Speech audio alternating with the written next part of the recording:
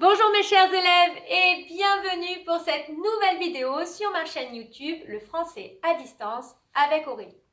La vidéo d'aujourd'hui s'adresse à mes élèves de 5e et elle a pour sujet l'amour courtois dans Yvain le chevalier au lion. En classe, nous avons collé, souvenez-vous, ce petit texte. Il est assorti de petites questions, peut-être les avez-vous déjà commencées. Aujourd'hui, je vais vous résumer à peu près l'étude qu'on a fait pendant la classe virtuelle à laquelle malheureusement nombre d'entre vous n'ont pu assister. Désormais, les problèmes semblent réglés. Vous pouvez vous inscrire sur le CNED et je validerai votre autorisation d'assister à la classe virtuelle.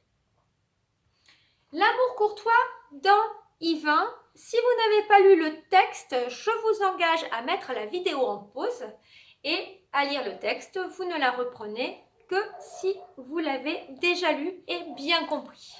Alors je vais remettre un petit peu les choses dans leur contexte. On a lu le début de l'œuvre déjà.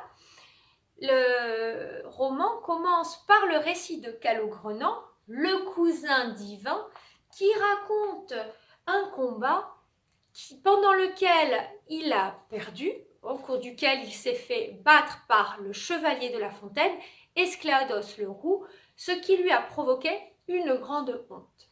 Suite à ce récit, Yvain décide de venger son cousin et à son tour d'aller affronter Esclados le Roux. C'est la motivation de notre chevalier et c'est ainsi que commencent pour nous les aventures d'Yvain le chevalier au lion. Yvain se rend donc à la fontaine. Comme son cousin, il va déposer l'eau sur la pierre d'émeraude sertie de rubis et provoquer l'orage qui va faire venir Esclados le Roux. Mais Yvain, lui, va gagner son combat contre Esclados. C'est le texte que nous avions vu pour étudier le duel entre chevaliers. Esclados est blessé à mort, il s'enfuit avec son cheval et rentre à son château. Bien sûr, on se doute que sa cervelle sortant de sa tête, Esclados ne survivra pas à ses blessures, non. Yvain se réfugie dans le château, enfin en tout cas Yvain le poursuit, il se retrouve coincé dans le château d'Esclados le Roux et c'est là qu'arrive notre extrait. Puis, sauvé par la servante Lunette, il va déclarer son amour à Lodine. C'est le sujet de notre texte. Alors maintenant, j'espère que vous avez bien compris le texte, que vous l'avez bien lu. Vous pouvez maintenant passer aux petites questions qui sont en dessous. Si vous n'avez pas fait ces questions, plutôt que d'écouter les réponses que je vais vous proposer, essayez d'abord de mettre la vidéo en pause, de faire ces petites questions et puis reprenez la vidéo quand vous aurez terminé. Alors, on va d'abord s'intéresser à la forme de notre texte. Ce texte, vous le voyez grâce à sa ponctuation, est un dialogue. C'est un dialogue entre Lodine, la maîtresse du château de La Fontaine, et Yvain, notre chevalier au lion. Dans ce dialogue, on se rend très vite compte que c'est Lodine qui domine. En effet, c'est elle qui est à l'origine de toutes les questions. Elle va donc relancer le dialogue et demander des comptes à Yvain, qui, je vous le rappelle, a quand même assassiné son mari. Yvain, quant à lui, n'a pas de réaction agressive, n'est pas du tout énervé. Il va être au contraire calme et avancer des arguments, mais aussi déclarer son amour à Lodine. Dans son dialogue, dans sa partie du dialogue, on voit qu'il développe le vocabulaire de l'amour, on voit qu'il développe aussi le vocabulaire de la soumission. Nous aurons l'occasion d'y revenir puisque la soumission du chevalier à sa dame est un thème très important dans l'amour courtois.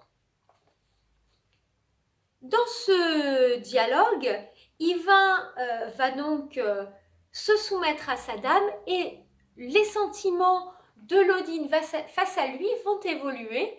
Elle est en effet d'abord en colère, bien sûr, elle a un désir de revanche. Il a assassiné son mari. Puis elle est dans l'incompréhension. Mais qu'est-ce qu'il est en train de me raconter quand même?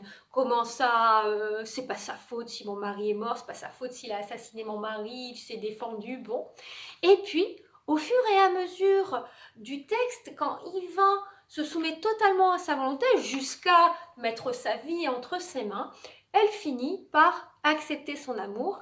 Et accepter son amour et sa soumission, c'est aussi accepter de l'épouser pour qu'il puisse défendre La Fontaine. Yvain, en effet, déclare son amour à plusieurs reprises. Alors, les lignes 15 à 16 sont quand même vraiment caractéristiques de cette déclaration d'amour. Il lui dit « Dame, la force qui me pousse vient de mon cœur qui dépend entièrement de vous. C'est mon cœur qui m'a mis en ce désir. » C'est là qu'il lui dit qu'il l'aime tout simplement. Mais on a d'autres parties du texte qui le rappellent. Il se répète plusieurs fois, il va insister là-dessus. Alors, à partir de tout ce qu'on vient de dire, je vous demandais dans la dernière question de faire une forme de synthèse. Est-ce que vous savez maintenant me définir ce que c'est l'amour courtois? L'amour courtois, c'est la soumission du chevalier à sa dame. C'est un amour total, c'est un amour fidèle, c'est un amour qui n'attend pas de réciprocité, c'est-à-dire qu'Yvain n'attend pas que sa dame l'aime en retour. Et il va se mettre totalement à sa disposition, à la disposition de la protection de ses biens et de sa personne. Alors bien sûr, au Moyen-Âge, est-ce que vous pensez vraiment que l'amour courtois existait? C'est une question qu'on peut se poser puisque le texte date du Moyen-Âge. Bien sûr, la réponse est évidente, l'amour courtois tel qu'il est évoqué par les trouvères, les troubadours, les poètes, les conteurs de l'époque, si vous voulez, tel qu'il est repris dans les romans, dans les livres en langue romane du Moyen-Âge, est une invention littéraire. Les femmes au Moyen-Âge, comme encore très longtemps dans l'histoire et encore dans de nombreux pays, ont uniquement des devoirs et pas de droits. On se rend bien compte là que les récits sont tournés vers la gente féminine qui lit déjà à l'époque. J'espère que ce cours vous a éclairé, vous a aidé. N'hésitez pas à participer à la prochaine classe virtuelle. Ne vous découragez pas devant les épreuves. Je sais que c'est très difficile de se connecter. J'ai moi-même rencontré de nombreux problèmes.